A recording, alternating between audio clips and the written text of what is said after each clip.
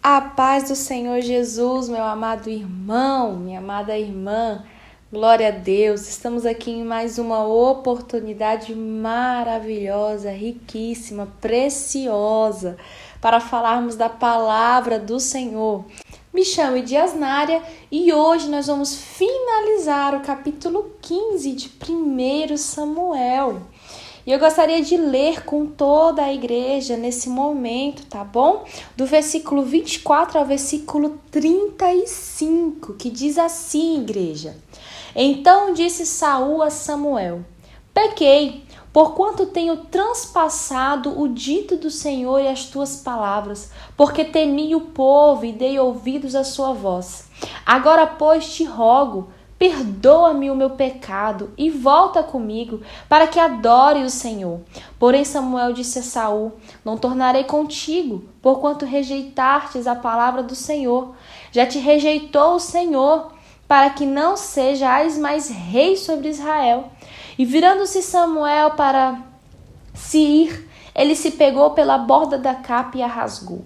Então Samuel lhe disse: O Senhor tem rasgado de ti hoje o reino de Israel e o tem dado ao teu próximo, melhor do que tu. E também aquele que é a força de Israel não mente nem se arrepende, porquanto não é um homem para que se arrependa. Disse ele então: Pequei. Honra-me, porém agora diante dos anciões do meu povo e diante de Israel, e volta comigo para que adore o Senhor teu Deus. Então Samuel se tornou atrás de Saul, e Saul adorou ao Senhor. Então disse Samuel: Trazei-me aqui Agag, rei dos Amalequitas. E Agag veio a ele animosamente, e disse a Agag: Na verdade, já passou a amargura da morte. Disse, porém, Samuel: Assim como a tua espada desfilhou as mulheres, assim ficará desfilhada a tua mãe entre as mulheres. Então Samuel despedaçou Agag perante o Senhor em Gilgal. Então Samuel se foi a Ramá, e Saul subiu à sua casa, a Gibeá de Saul.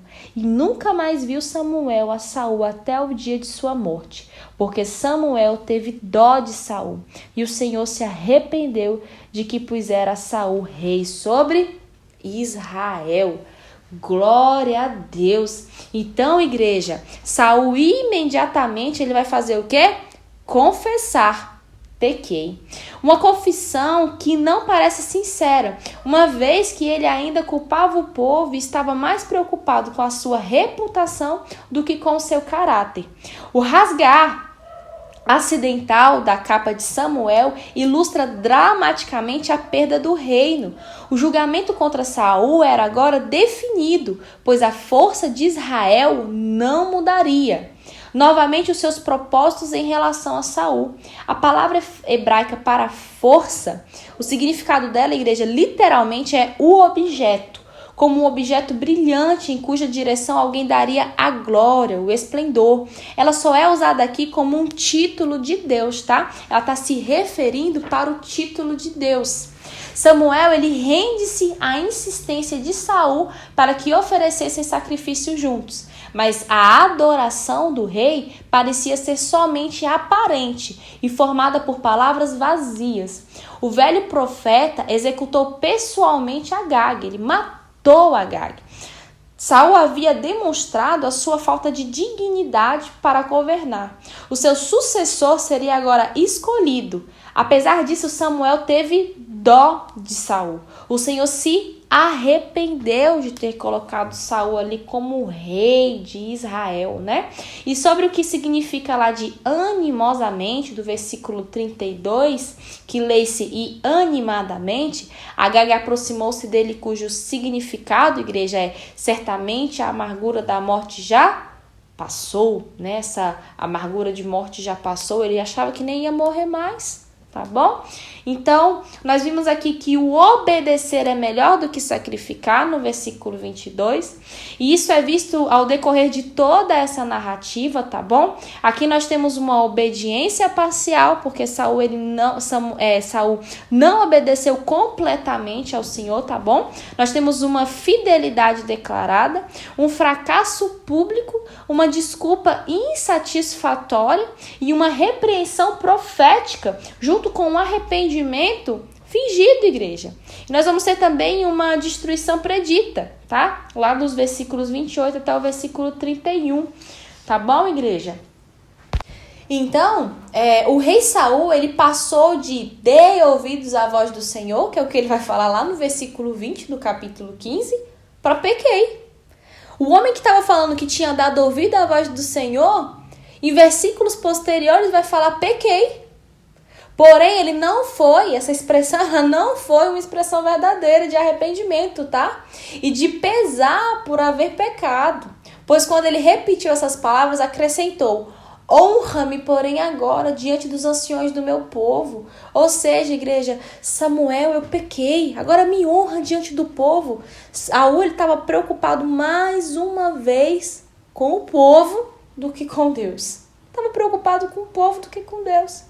É evidente, igreja, que o rei estava mais preocupado com essa reputação do que com o povo, do que com o seu caráter diante do Senhor, né? O que não expressa a atitude de um homem verdadeiramente quebrantado pelo pecado. Porque quando você está ali diante do seu pecado e quando você realmente reconhece ele diante do Senhor, igreja, pode vir quem for, você quer o perdão é de Deus, você quer chorar nos pés do Senhor, você quer se derramar nos pés do Senhor, você quer que o Senhor ore para você, você quer que o perdão venha de Deus, você não está se importando com o que está ao redor, você somente quer ouvir algo da parte do Senhor. E Saul, ele não estava dessa forma. Saul, ele não estava desse jeito, tá? Então, ele estava mais preocupado com a reputação dele diante do povo do que com o caráter dele diante de Deus, né? O que não vai expressar ali uma atitude verdadeira de uma pessoa quebrantada pelo pecado.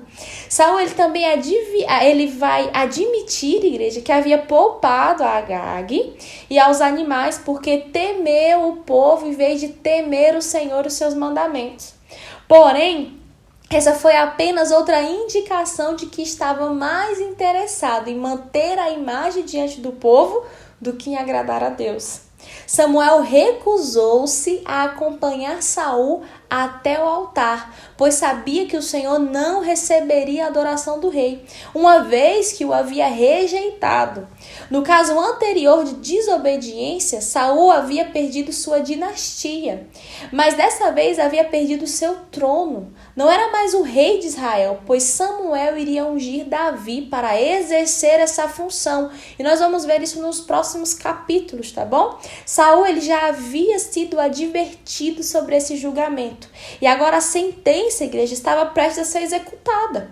Quando Samuel virou-se para partir, Saul agarrou a capa dele, né? E a sua veste, ela foi rasgada, o manto do profeta foi rasgado. Então Samuel, ele usou isso como uma ilustração e anunciou que Deus havia rasgado o reino das mãos de Saul. Samuel, ele chamou Deus de glória de Israel, né? Igual eu já falei para vocês anteriormente, é um nome que vai se referir à glória eminente, perfeita de Deus. Como era possível que um Deus tão maravilhoso seria culpado de mudar ou de mentir? O Senhor havia anunciado que Saul perderia o reino e que nada o faria voltar para trás, igreja. Ele não mentiria. Ele não ia voltar a sua palavra para trás. Ele não é filho do homem para que minta, nem filho do homem para que se arrependa. A palavra de Deus simplesmente não penetrou a mente e o coração de Saul. E ele continuou preocupando-se em manter a reputação, igreja, em vez de colocar a vida em ordem diante do Senhor. Não se sabe ao certo o que levou Samuel a mudar de ideia e a adorar a Saul. Adorar com Saul, tá, igreja? Mas os gestos do profeta, depois disso, não deixam dúvidas alguma do posicionamento de Samuel em relação ao rei. Samuel despedaçou o rei Agag publicamente e assim mostrou ao povo que Saul não havia cumprido sua missão. Samuel voltou para seu lar em Ramá e Saul para sua casa em Gibeá. E Samuel não fez mais viagens públicas nem particulares para se encontrar com o rei. Saul visitou Samuel uma vez lá em Ramá, tá? Tá no capítulo 19, versículo 23 e 24. Sentimos então por Samuel que certamente, igreja, ele sofreu muito por causa do povo e por causa do rei com tanto ardor. Na introdução da monarquia em Israel, Samuel foi substituído por um líder inferior a ele e em todos os sentidos. Samuel fez o que pôde para aconselhar o rei e para fortalecer o reino, mas Saul insistiu em conseguir tudo da sua maneira, conforme a sua vontade, o seu querer. Cada vez que Saul recebeu uma missão, não a cumpriu como deveria, e quando confrontado, mentia e colocava a culpa em outros. A maior parte das vitórias de Israel deu-se sob o comando de Jonatas.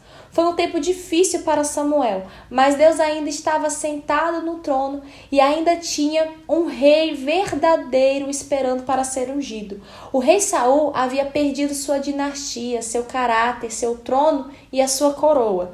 Também havia perdido um amigo piedoso. Quando Davi entrou em cena, Saul perdeu o controle e o bom senso. E por fim, igreja, perdeu a última batalha e a vida. Então nós vamos ver que do versículo 35 em diante, tá bom? Quando começa lá o capítulo 16, Saul ele segue um caminho obscuro e tortuoso, em que por fim acaba por ser rejeitado e morto por um dos próprios amalequitas que não quis destruir, tá bom, igreja? Mas isso vai ser lá em 2 Samuel, capítulo 1, versículo 13, tá? Não é algo para nós nos preocuparmos agora, porque eu sei que quando chegar lá nós vamos ser abençoados, tá bom? Então, meu amado irmão, minha amada irmã, que você possa ser abençoado no dia de hoje, que o Senhor esteja sobre a tua casa, sobre a tua família, tá? Fique na paz do Senhor Jesus.